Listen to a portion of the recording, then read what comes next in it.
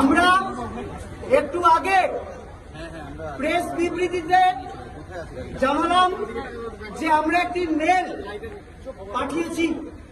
সেই মেলের মাধ্যমে আমরা কি বলতে চাইছি, যে আজকে যে সদিচ্ছা দেখিয়ে সকালবেলায় মাননীয়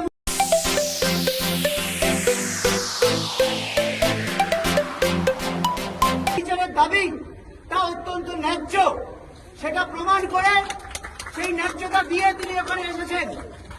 উনি এখানে এসেছেন মানে আজকে আমরা যে এই যে বৃষ্টি ভিজে রোদে পুড়ে এখানে পড়ে রয়েছি, গত 35 দিন ধরে আমরা যে আন্দোলন চালাচ্ছি, সেই আন্দোলন অত্যন্ত ন্যায্য তা যে উনি এসেছেন তার মাধ্যমে প্রমাণিত হয়েছে। আমরা ওই মেল পাঠানোর কয়েক মিনিটের মধ্যে দেখলাম একটা প্রত্যুত্তর এলো।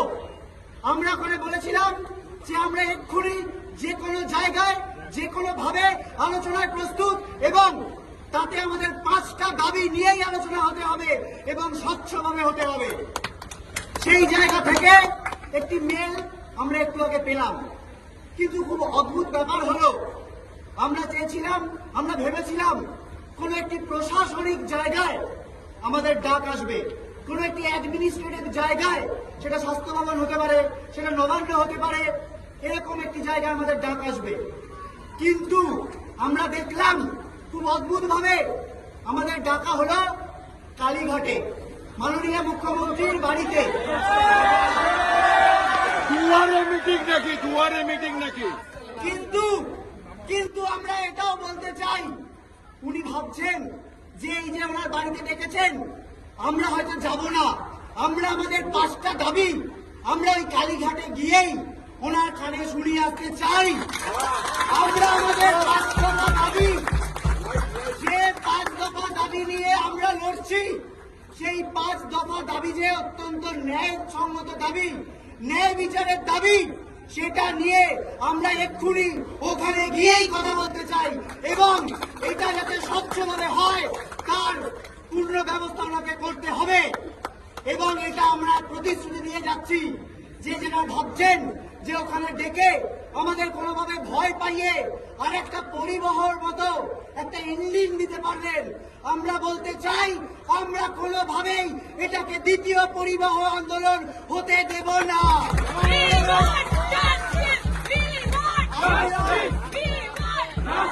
আমরা আমাদের 5 দফা দাবি যে অত্যন্ত ন্যায়সঙ্গত দাবি তা ওখানে প্রতিষ্ঠা করব এবং ওই আলোচনা করে তারপর এখানে আসব। কিন্তু আমরা একবারও বলছি না যে আজকে যে আলোচনা করতে যাচ্ছি ওই আলোচনায় আমাদের মাথায় হাত বুলিয়ে, আমাদের ভয় দেখিয়ে আমাদের আন্দোলন তুলে নেওয়া যাবে। আমরা আগে যাচ্ছি এটা প্রমাণ করার জন্য যে আমাদের সদিচ্ছা আছে। আমরা জুনিয়র ডাক্তার, আমরা শান্তিপূর্ণ আন্দোলন করছি, আমরা বিচারের দাবিতে আন্দোলন করছি, এবং এই বিচারের দাবিতে আন্দোলনের জন্য আমরা যেটা উনি প্রমাণ করতে চাইছেন যে সুপ্রিম কোর্টের কাছে বারবার আমাদের আমন্ত্রণ জানানো হচ্ছে, আমরা নাকি এতই জেদি আমরা আলোচনায় বসতে চাইছি না, আমাদের জন্যই নাকি এই অচলাবস্থা।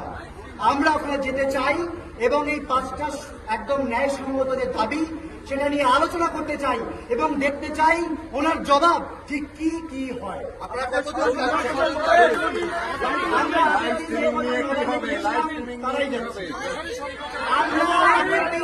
যেরকম ভাবে আমরা 30 থেকে 35 জনের যে দল গিয়েছিলাম আমরা সবাই যাব,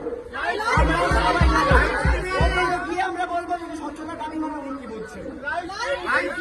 তো আজকের এই নিউজটি ভালো লেগে থাকলে youtube.recentnews.in চ্যানেলটিকে লাইক, কমেন্ট, শেয়ার এবং সাবস্ক্রাইব করবেন এবং পাশে থাকা বেল আইকনটি অন করবেন, এবং ফেসবুক থেকে যারা দেখছেন তারা আমাদের সঙ্গে থাকবেন এবং চ্যানেলটিকে ফলো করবেন, এবং আমাদের ওয়েবসাইট recentnews.in RECENTSNEWS.in